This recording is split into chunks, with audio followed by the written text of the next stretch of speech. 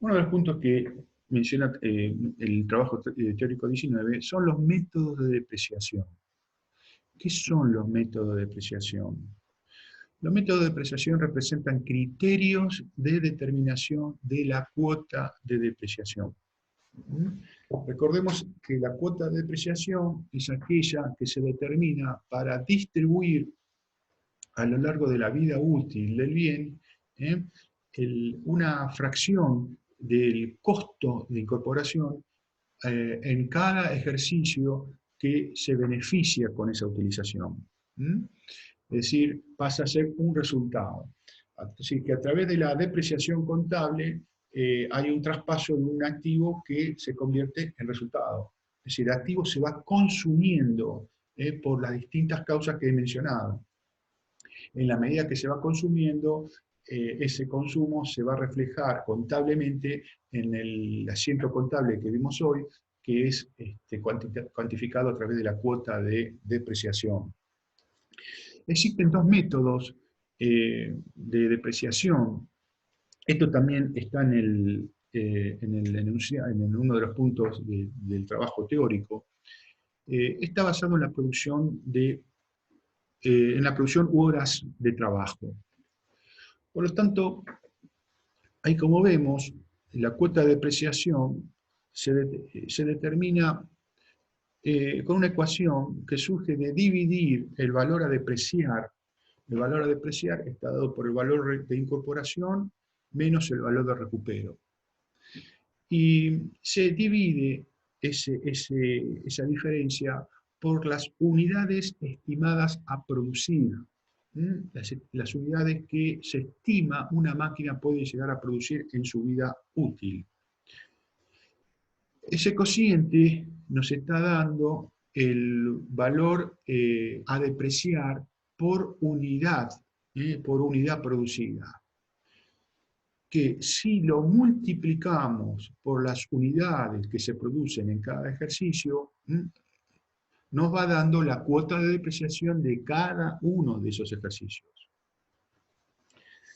Esta cuota de depreciación permite determinar un importe de depreciación en función de la utilización del equipo o de la maquinaria.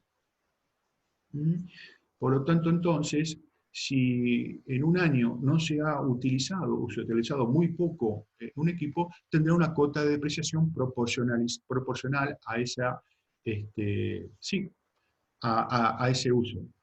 Sí, escucho preguntas. Paulina, Ay, no sé si me escucha, no sé si se me escuchará bien. ¿Podés repetir ¿podés subir el cálculo? podés hablar un poquito más fuerte? Sí, es que por ahí no se escucha el problema de mi micrófono. Si podés repetir el cálculo porque me perdí en la explicación. Muy bien, muy bien. Bueno, aquí tenemos una ecuación en la cual tenemos el valor a depreciar, ya conceptualmente ya sabemos que el valor a depreciar es la diferencia entre el valor de incorporación menos el valor de recupero. Eso nos da el valor a depreciar del bien. Y lo dividimos por las unidades estimadas a producir por el equipo o la maquinaria. Es decir, que acá no hay una vida útil, no hay años de producción, sino hay cantidad de unidades a producir. Cada máquina tiene una capacidad productiva, ¿no?, estimada por ingenieros, ¿no? Una máquina puede producir 2 millones de piezas, es lo que se estima por ahí en una maquinaria. Por lo tanto, entonces, ese cociente entre el valor a depreciar dividido la cantidad de unidades estimadas a producir, nos está dando el valor a depreciar por unidad. Si ese valor a depreciar por unidad lo multiplicamos por la cantidad de unidades que se producen en el ejercicio, nos está dando el valor de las cuotas de depreciación del ejercicio económico que se trate. Por lo tanto, les decía que este método de depreciación es un método que es funcional al uso de una maquinaria. Cuando más se utilice una maquinaria en el ejercicio, mayor va a ser las unidades producidas y mayor va a ser la cuota de depreciación. De lo contrario, una maquinaria que no produjo muchas unidades, bueno, ese ejercicio tendrá una cuota de depreciación inferior. ¿Sí? Por eso esta es la característica, que el valor de la cuota de depreciación a registrar es proporcional al uso o a la cantidad de unidades que se produjeron en cada ejercicio.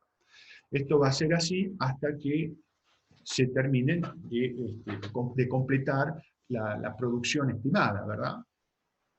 Así que este es un método que está basado bajo estas condiciones en la producción o también horas de trabajo. Es decir, podemos, en vez de tomar unidades a producir, podemos decir, bueno, horas de trabajo, cuántas horas hombre de labor tiene esta máquina, y se multiplica por la cantidad de horas utilizadas. Es el mismo sistema, ¿sí?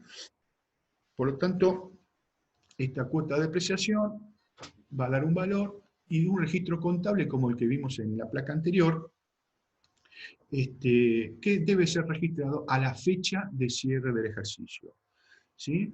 El asiento de depreciación, como lo pregunta acá uno de los enunciados del práctico, es un asiento diferido a la fecha de cierre. Repito, el asiento de depreciación de los bienes de uso es un registro contable diferido, una registración contable diferida a fecha de cierre. ¿Mm? O sea que es el mismo tipo de registración que se hacen, o en el mismo momento de registración que se hacen el costo de la mercadería vendida por el sistema de inventario periódico. Ambos son registros diferidos a fecha de cierre.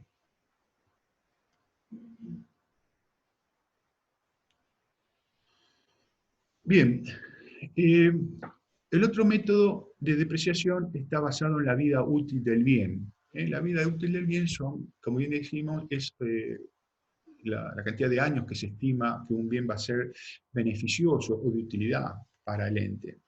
Pero todos no tienen la misma vida útil, por eso aquí les volqué la vida útil estimada de cada tipo de bien de uso, para así poder hacer la cuota de depreciación a través de este método.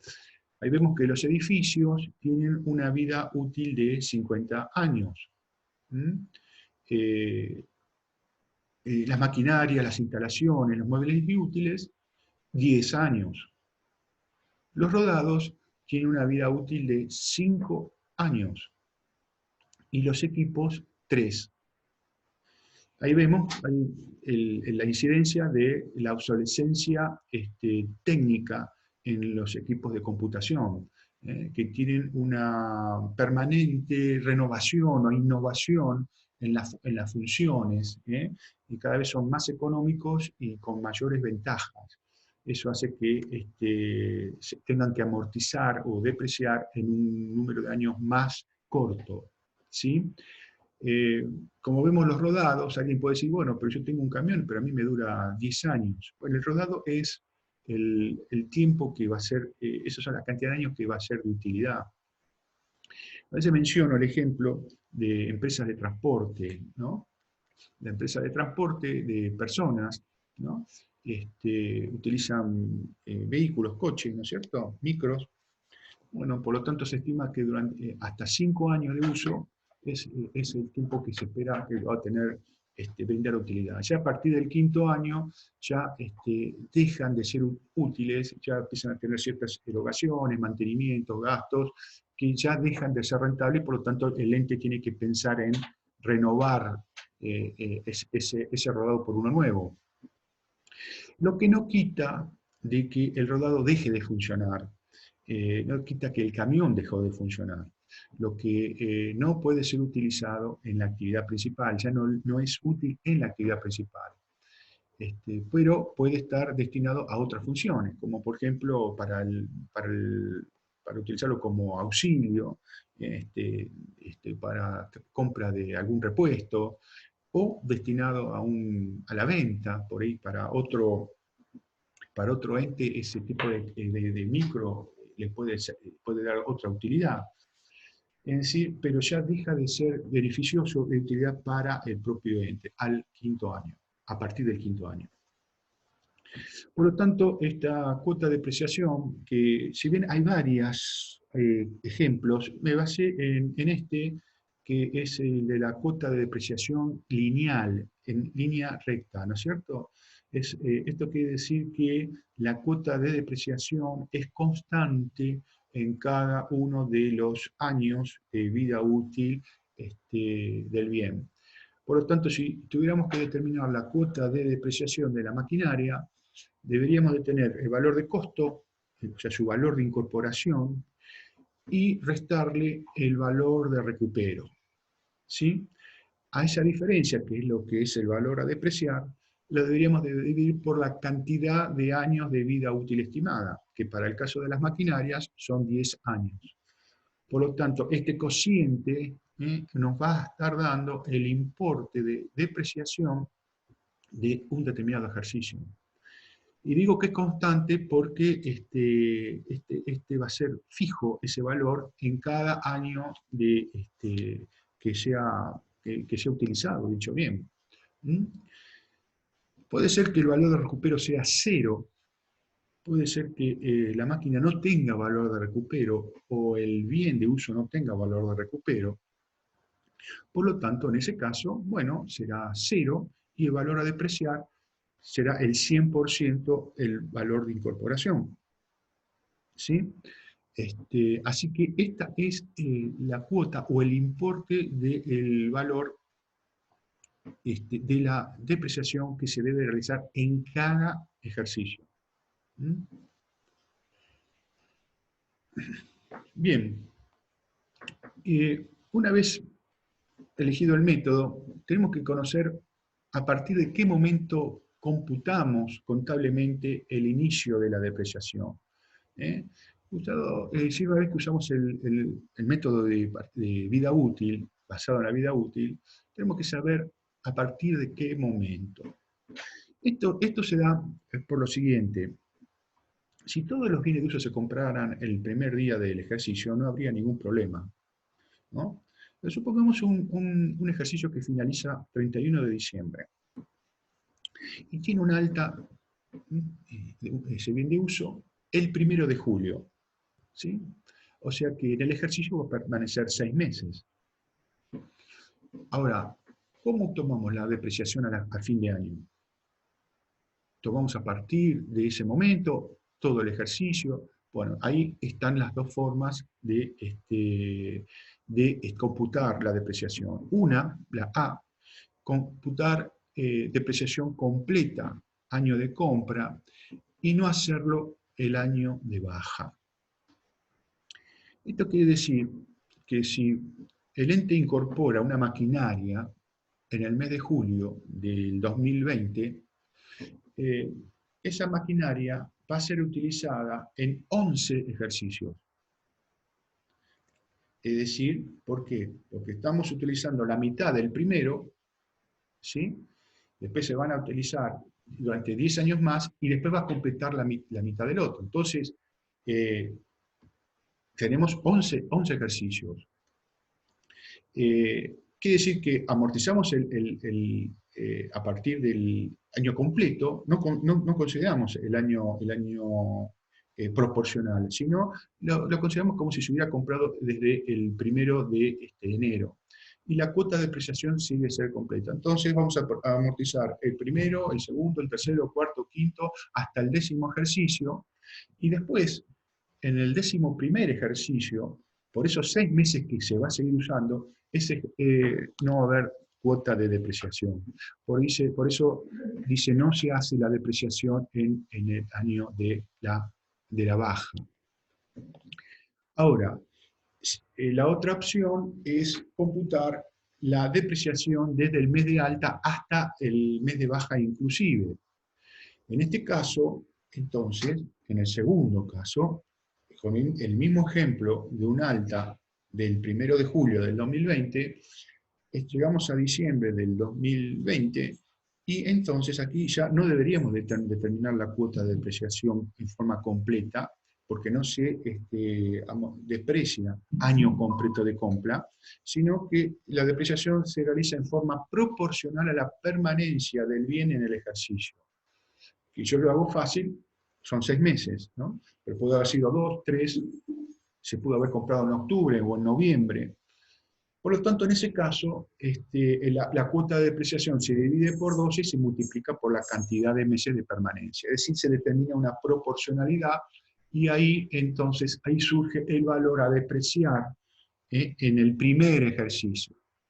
Después, en el segundo ejercicio, va a ser cuota completa, en el tercero cuota completa, hasta que llega al 11º ejercicio, porque no nos olvidemos que se corrió. Entonces, en el último, el 11º ejercicio, se va a amortizar hasta el momento de la baja, es decir, por los 6 meses que corresponderían desde enero a junio del último año de vida útil. Hay una pregunta que, en general, si tanto los métodos de depreciación, si estas formas o criterios de cómputo de depreciación se pueden cambiar en forma permanente, ¿no?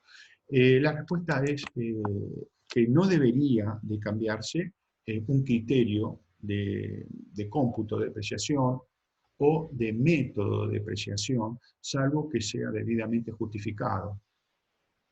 Esto surge de un principio contable que se llama el principio de uniformidad, ¿sí? Al igual que cuando hablamos de los bienes de uso, perdón, de los bienes de cambio con respecto a los sistemas de inventario o los métodos de costeo, ¿sí? No podemos estar alternando un método un año, otro método otro año y así.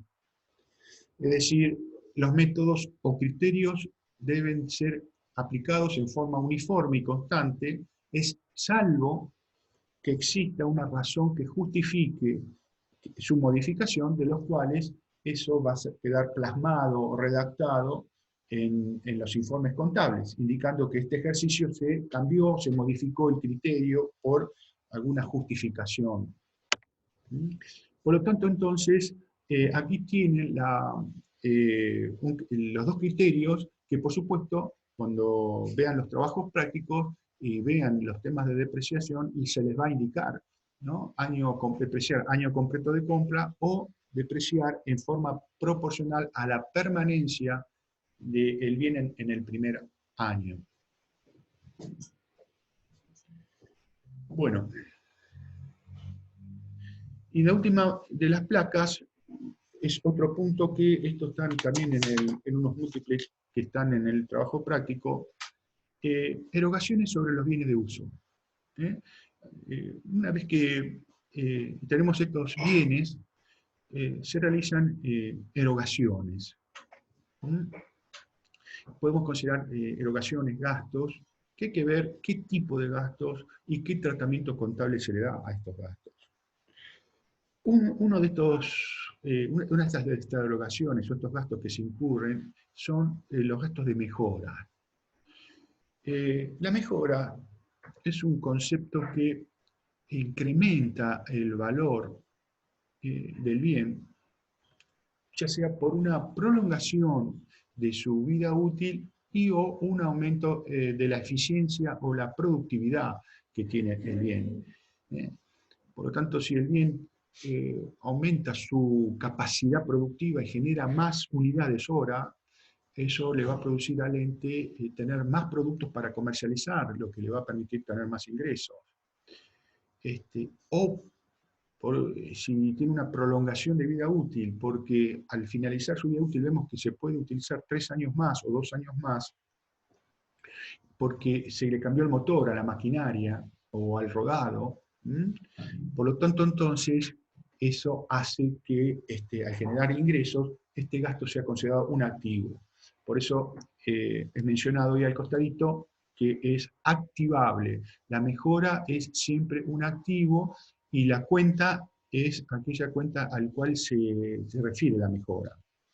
Quiere decir que si hacemos una mejora sobre una maquinaria, la cuenta registrada en el debe por la compra de la mejora es la misma cuenta maquinaria. Si se hace una mejora sobre un rodado, la cuenta de la mejora es la cuenta de rodados, la cuenta patrimonial activa. Es decir que, en cierta manera, aquellos accesorios que se le pueda colocar a un equipo para mejorar su productividad, su eficiencia, o el cambio de un motor que generen estos efectos, va a aumentar el valor del bien, y por lo tanto es considerado un activo, una mejora. Ahora, estos dos gastos que siguen se diferencian del primero, que son los gastos de reparación y los gastos de mantenimiento. ¿Sí? Los gastos de reparación solucionan problemas que disminuyen la capacidad operativa del bien. Se produce una rotura en una pieza, o un motor, por lo tanto entonces pierde capacidad operativa y el ente tiene que incurrir en un gasto para solucionar ese problema, que es lo que es la reparación en sí. Cuando el gasto es de tipo no significativo, es tratado como resultado en el ejercicio actual. Es decir, que aquí no tiene nada que ver con el tema de la mejora. Pero alguien me puede preguntar, si el gasto no significativo quiere decir que está acotado a que sea no significativo. Exactamente. El tema es qué pasa cuando el gasto es significativo. ¿Sí? Supónganse que tenemos una maquinaria importante, tipo una locomotora, y que por lo tanto entonces hay que repararle o cambiarle el motor de esa máquina. Para ese motor, poder sacarlo de una máquina implica un gasto importante, más allá del gasto de la reparación. Hay que desmontarlo, hay que romper el techo, hay que levantarlo, cargarlo a un camión, llevarlo al puerto, mandarlo al país de origen de la maquinaria, repararlo y traerlo de vuelta. A veces estamos hablando de varios millones de pesos en esa reparación, lo que implica un gasto de tipo significativo. Entonces, la pregunta que nos deberíamos de hacer, ¿es justo que en este ejercicio 2020, donde se incurrió en un gasto de 2 millones de pesos, por decir así, lo mandemos a resultados, cuando esa reparación permite obtener beneficios por la utilización de la máquina en ejercicios futuros? Por lo tanto, entonces, lo que aquí se hace es, en el caso de este tipo de gastos significativos, y vuelvo a mencionar, el cambio de una reparación o cambio de motor de una máquina de carácter significativo, esa erogación pasa a ser un activo. En un rubro que vamos a ver en las próximas clases, que se llama cargos diferidos.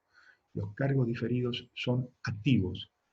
Por lo tanto, entonces, ese gasto significativo pasa a ser activado y a través de un sistema de amortizaciones se va distribuyendo a lo largo del resto de vida útil que le queda al bien. De tal manera que cada ejercicio soporte en forma proporcional una parte de ese gasto, y no que uno solo tenga que soportar la mayor carga del costo de reparación. Esta es la salvedad, por eso puse gastos de tipo no significativos en el caso de la mención del resultado negativo. De lo contrario, es un activo. Y bueno, y por último tenemos el gasto de mantenimiento, o sea que mantiene la capacidad operativa del bien. estos son resultados negativos, son gastos del periodo en el cual se produzcan. A diferencia con el anterior, estos gastos de mantenimiento son programados, por lo tanto, son programados, son previsibles, son esperados. Se sabe que cada cantidad de tiempo o de kilómetros recorridos hay que hacer un cambio de aceite, ¿no? De bujías, en fin, a los motores.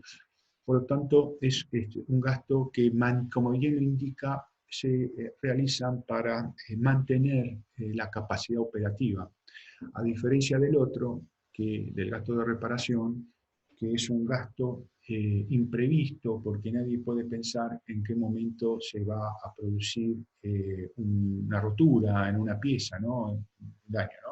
Si bien sabemos que puede ser posible, pero no conocemos el momento en el cual se puede producir. En cambio, el gasto de mantenimiento es un gasto, como bien le decía, ya programado de antemano y tiene tratamiento de resultado negativo. Eh, con respecto a todos estos temas, ¿hay alguna duda? ¿Alguien que quiera destrabar el micrófono, hacer una pregunta con respecto a esto? ¿Algo que no se haya entendido? ¿Alguna placa? Gustavo, preguntan si siempre sucede en el ejercicio, no le dan el micrófono a Julia, por eso no te lo Bien, puede decir. te agradezco la Sí. traducción. No, siempre se anota en el ejercicio que sucede, pregunta Julia. Bueno, si estamos hablando del gasto de mantenimiento, sí, los gastos, como cualquier gasto de mantenimiento, se reconocen como tales en el momento que se recibe el servicio del mantenimiento. Así que si tenemos un gasto de mantenimiento cada 6 meses, el resultado, una vez recibido el servicio de mantenimiento, se va a reflejar de esa manera. ¿Sí? Ahora, en el gasto de reparación, siendo no significativo, pasa lo mismo. Si al auto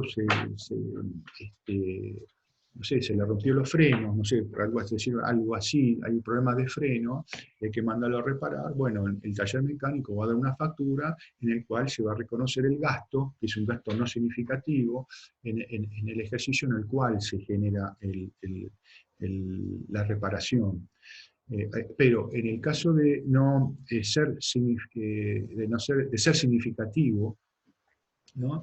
Y se produzca esa factura importante, lo vamos a reconocer el gasto, lo vamos a devengar, mejor, a lo largo si no vamos a devengar a lo largo del resto de su vida útil, pero en el momento de recibir la factura vamos a reconocer un activo, que se llama cargo diferido.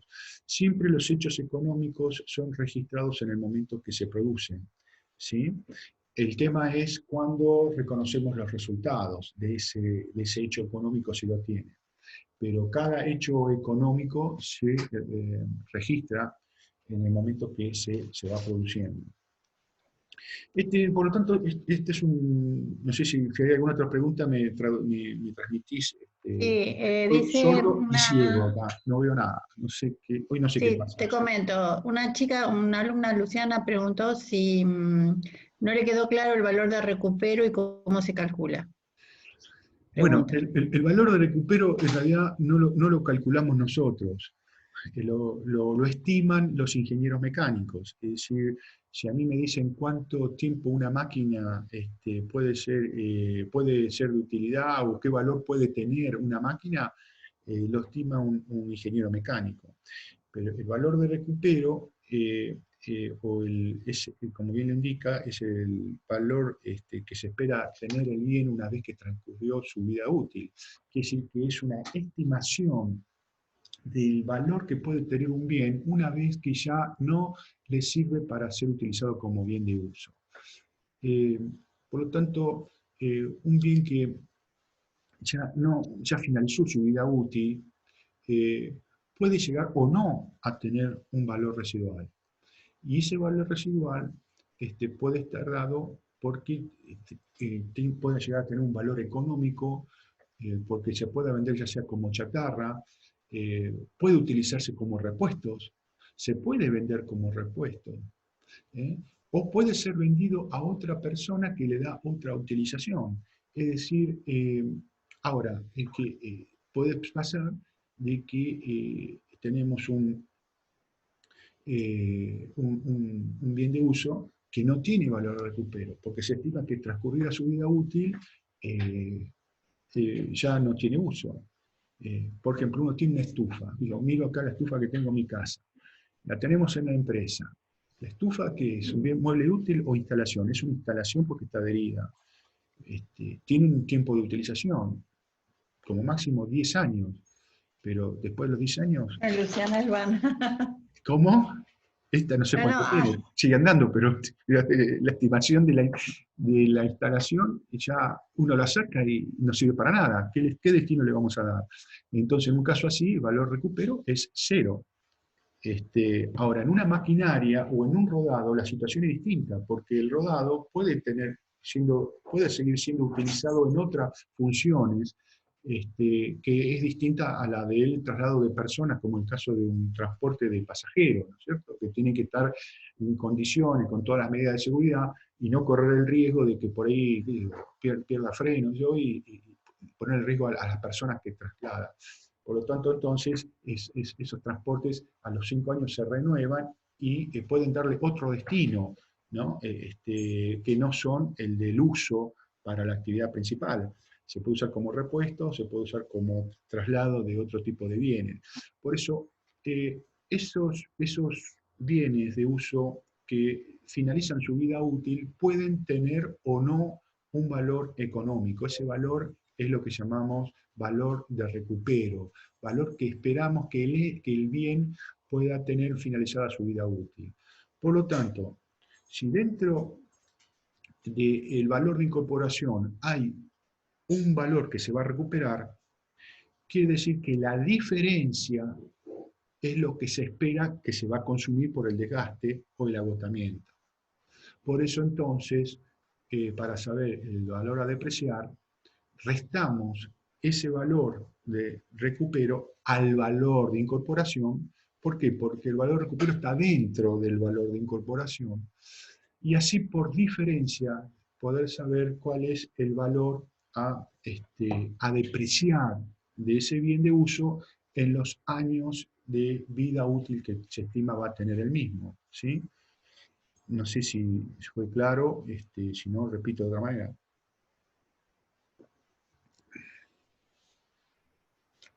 Profe, yo te hago una consulta. Una voz. No me quedó algo bien en claro. Sí, dale. O sea, el bien o sea, la empresa lo va depreciando a fin de año Sí, o mes a mes. no, Suponete, no sé, una maquinaria la va amortizando mes a mes no, o a fin de año. a fin de año.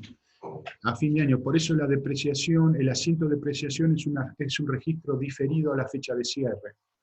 ¿Sí? Por lo tanto, entonces, cada fecha de cierre se hace un cálculo de todas las depreciaciones de todos los bienes de uso que sufren desgaste y agotamiento. Y por lo tanto, entonces, a través de planillas y hojas de cálculo, uno sabe cuál es la cuota de depreciación que le corresponde. Ah, Ahora, listo. si vos me decís, siempre la cuota de depreciación se realiza a la fecha de cierre, mientras que permanezca en el ejercicio económico, sí. Ahora, si el bien se vende a mitad de año, porque o lo entregan como parte de pago de uno nuevo, entonces corresponde registrar la depreciación a la fecha de la venta. ¿Sí? Esto lo van a ver en la práctica, pero ya estamos hablando del caso de una venta de un bien de uso, ¿no? Pero Ah, si, se toma hasta el mes de venta. O claro, sea, si vos lo sí, vendiste al mes claro, julio, se toma sí, hasta julio. es exactamente, vos calculás cuál es la depreciación enero a julio, la parte proporcional, la registrás y ahí entonces determinás el real valor residual, que en definitiva es el costo, te va a dar, es el costo de venta del rodado o de la máquina, ¿entendés? ¿Se entiende? Sí, sí, Porque profe, perfecto, gracias. ¿se entendió? Bueno, bárbaro.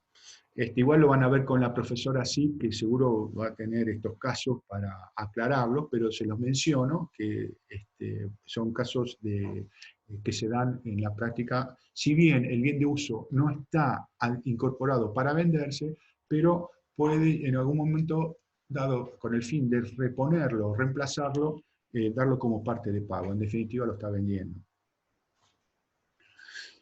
¿Hay alguna otra pregunta, Alicia? Vos que sos mi guía ahí de... Sí, me dice, ¿cómo se llama el activo cuando es un gasto significativo?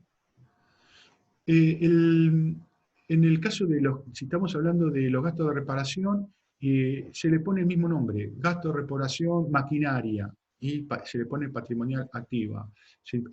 Cambia la naturaleza. No hay un nombre específico, pero sí queda claro que si está activado es porque es de carácter significativo.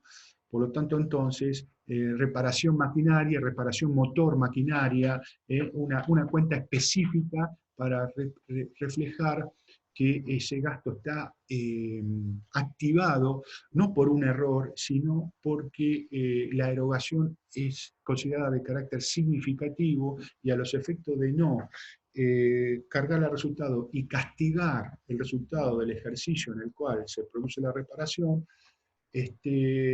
distribuir a través de amortizaciones ese gasto activado en los diferentes ejercicios que quedan de vida útil. La cuenta, generalmente, repito, puede ser gasto de reparación, patrimonial activa, o gasto de reparación, motor, maquinaria. Se le puede dar la identificación del motivo también, para que quede claro que, por qué se activó, y bueno, ahí la cuenta lo está indicando directamente, ¿sí?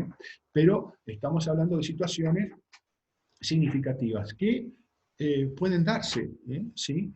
Sobre todo no se va a dar en un comercio, no se va a dar en un almacén, en un kiosco, esas situaciones no se van a dar, pero sí lo se ven en una industria, en una empresa industrial que tiene maquinarias por todos lados, maquinarias que tienen el tamaño de locomotoras, por decirlo así. Por lo tanto, entonces, esas máquinas generalmente se fabrican en el extranjero y cuando hay un problema de esas maquinarias, entonces requieren reparación en el lugar de origen muchas veces, ¿no? Así que eso es un gasto bastante importante, bastante significativo. Bueno, no sé si... Bueno, me asusté. No sé si... Bueno, no sé si tienen alguna otra...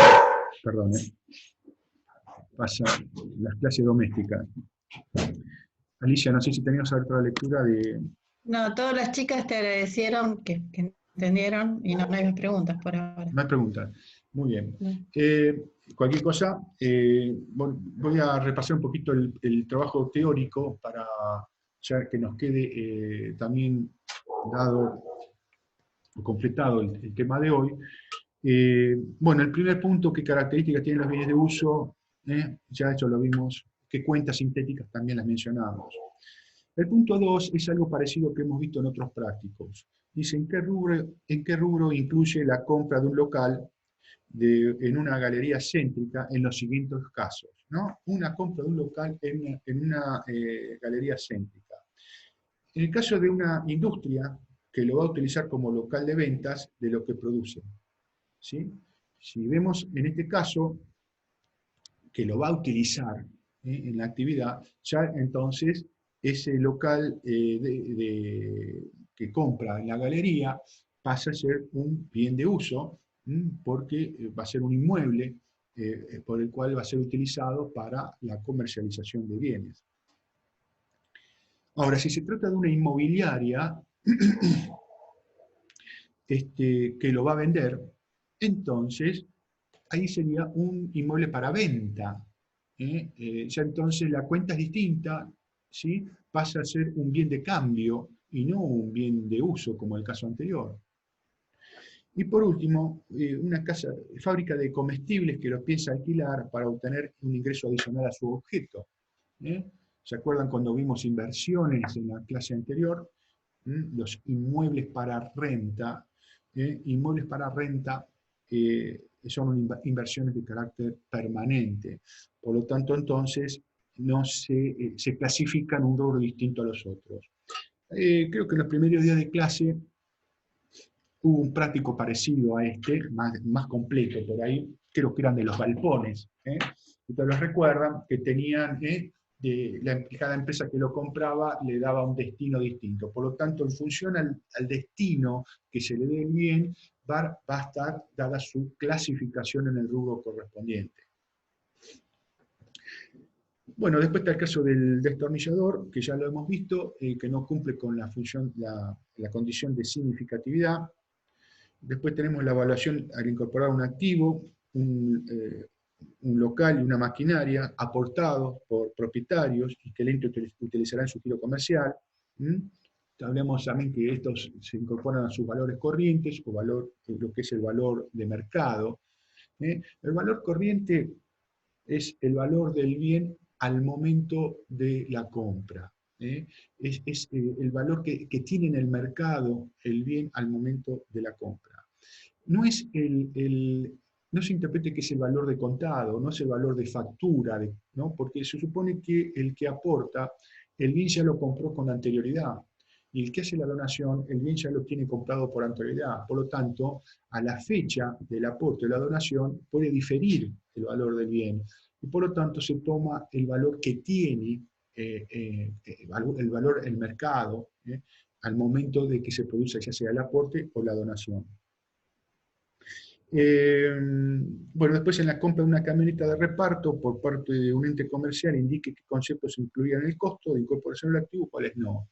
Bueno, esto lo hemos mencionado también, todos los gastos que son habituales, necesarios, no repetitivos y no recuperables como regla general. Todo aquello que no es repetitivo, no recuperable, ¿no? Que no se puede recuperar, forman parte del costo. Bueno, dice, ¿hasta qué momento se incorpora el costo de las erogaciones relacionadas con la adquisición de los bienes de uso? También fue remarcado, subrayado, hasta la puesta en marcha, ¿no? Que puede diferir del momento que se inicia su utilización. Bueno, después, ¿cómo se denominan las erogaciones realizadas en un bien que incrementa su valor de costo original activando su importe? ¿En qué condiciones puede hacerlo? Bueno, nos estamos refiriendo a las mejoras, ¿sí? Lo que hablábamos aquí en la placa que tengo enfrente, ¿sí? Que acabamos de mencionar, la erogación aumenta el valor del bien, producto de que o prolonga su vida útil o puede aumentar su eficiencia o productividad o servicio que presta. ¿Cómo se denomina la operación en la que se da de baja un bien de uso entregando como parte de pago otro similar de características al que se adquiere? ¿A qué valor se incorpora el bien? El bien adquirido. Es decir, estamos entregando un bien y estamos recibiendo otro. Este se llama operación de venta y reemplazo. Por lo tanto, entonces, se entrega un bien y se recibe otro. Por lo tanto, el valor que se va a dar al bien que se incorpora va a estar dado por el valor residual del valor del bien que se entregó. Es decir, si es un canje entre un bien y otro, y no hay dinero de por medio, y supongamos que el bien que el ente tiene para entregar tiene un valor de origen de 100.000 pesos y depreciaciones acumuladas al momento 60.000, esto indica que el valor residual, el valor contable, es 40.000 pesos.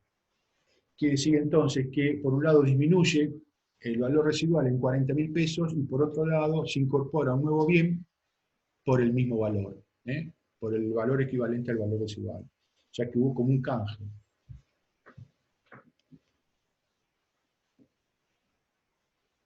No sé si se entendió el punto. Lamento que no pueda tener contacto, si no la tengo la profesora así, a mano. Me dicen que sí los chicos que entendieron, Gustavo. Gracias, Alicia. Nada. Menos mal que te tengo acá. Bueno, ¿qué finalidad tiene la depreciación de los bienes de uso? ¿Qué tipo de registración es la que origina se origina según el momento de su realización y qué función tiene la cuenta de depreciación acumulada. Bueno, todo fue desarrollado en la clase. La depreciación, en conclusión, tiene una doble finalidad. Por un lado, que se disminuya el consumo de un activo, se refleje la disminución de un activo como producto de una causa que puede ser el desgaste o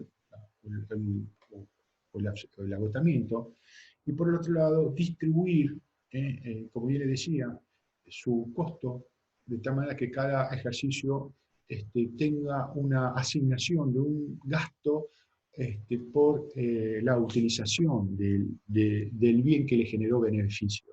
¿Sí? La cuenta de depreciación acumulada es una cuenta de naturaleza regularizadora del activo y que ajusta el valor del activo al cual se hace referencia.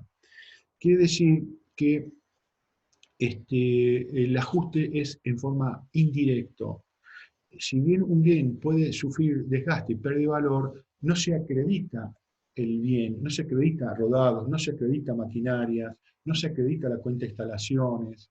Las cuentas se mantienen con su saldo deudor de origen y se ajustan con esta cuenta en forma directa, llamada depreciaciones acumuladas.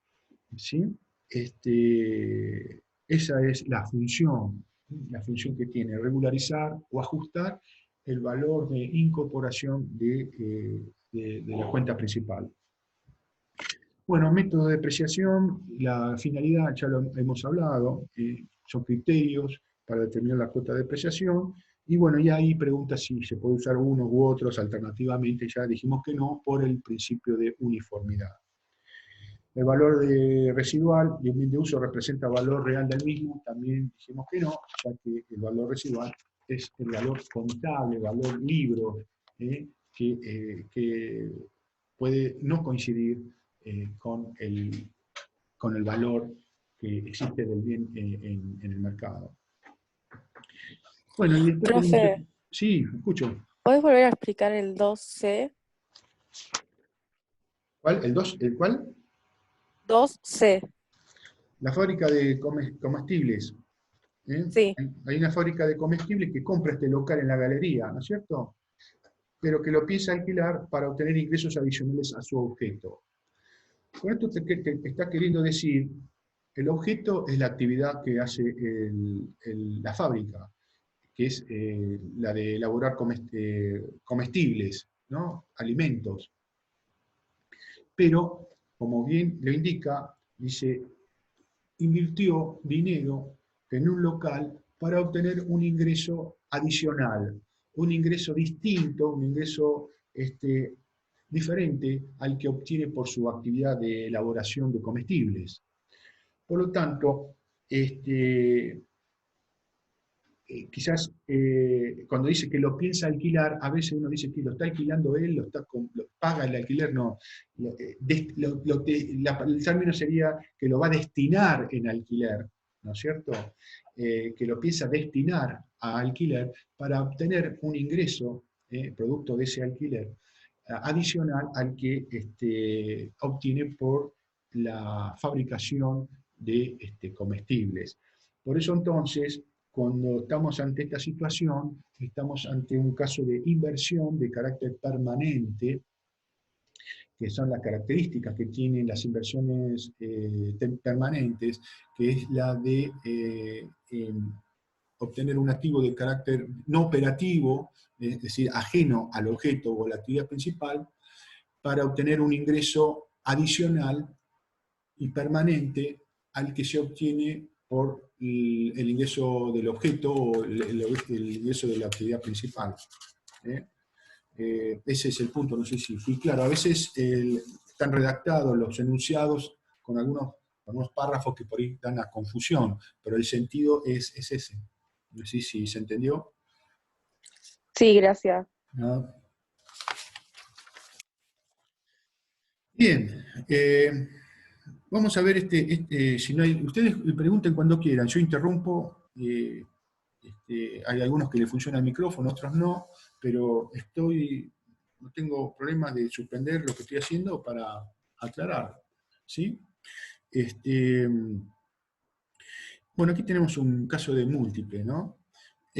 Las erogaciones no significativas, dice el primer punto, que solo pretendan conservar el bien sin aumentar su vida útil, se consideran gastos del ejercicio en que se efectúan, gastos de distintos ejercicios en los que el bien es utilizado, o un activo para transformarse en gastos para su amortización. ¿Qué les parece a ustedes? ¿Cuál de estas alternativas sería? No los veo, pero bueno, la profesora Alicia por ahí me lo dice.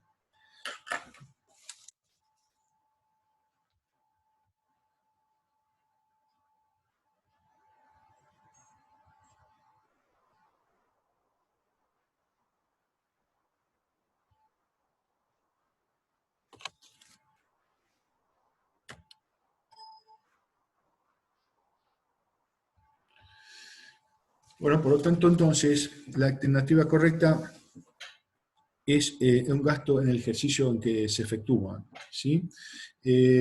Fíjense que aquí le habla de erogaciones no significativas, también para el caso de gasto de mantenimiento, ¿no? Es un caso más raro que los gastos de reparación, pero es un gasto en el ejercicio en el cual se efectúa, ya que es un gasto programado, estimado, y que por lo tanto debe ser devengado, siempre que no sea significativo, en el momento que el servicio es recibido. Una erogación realizada sobre un bien de uso es considerada una mejora si aumenta el valor del bien al que se aplica, si conserva al bien sin aumentar el nivel de servicio que el mismo presta, o si pretende devolver al bien la capacidad de servicio perdida. Es decir, ahí está dando las tres definiciones o conceptos de las erogaciones que hemos visto sobre el bien de uso.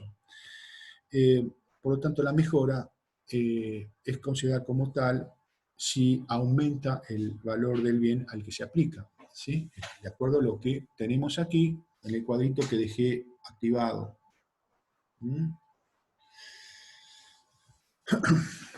La depreciación periódica de un bien de uso representa un resultado ordinario operativo, ordinario no operativo o extraordinario operativo. Recordemos que el ordinario es el resultado frecuente, el resultado esperado. Por lo tanto, entonces, ya con eso nos está queriendo decir que la depreciación periódica es un resultado esperado, ya que, por lo tanto, lo clasifica como ordinario. El tema ¿es ordinario operativo o ordinario no operativo? Estamos hablando de los bienes de uso, y los bienes de uso se destinan a la actividad principal. Por lo tanto, toda erogación que se realice por estos bienes o gastos que se deriven de estos bienes son también considerados operativos, ¿sí? Ya que el bien principal tiene ese destino, un bien operativo, destinado a la actividad principal.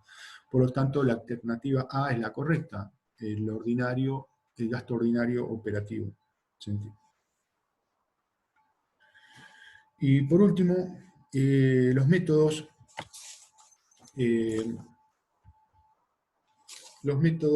de depreciación de los bienes de uso, ¿sí?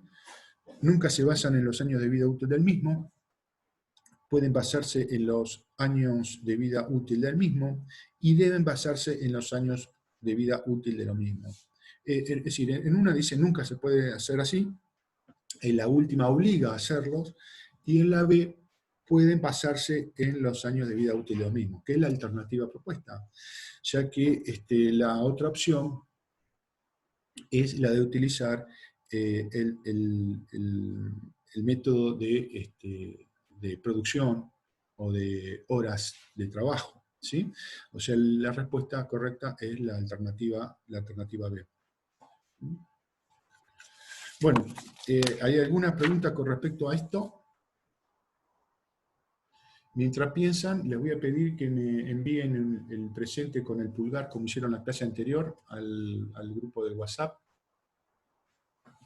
Así ya les voy tomando el presente de todos los que estén levantando el pulgar. Les pido por favor.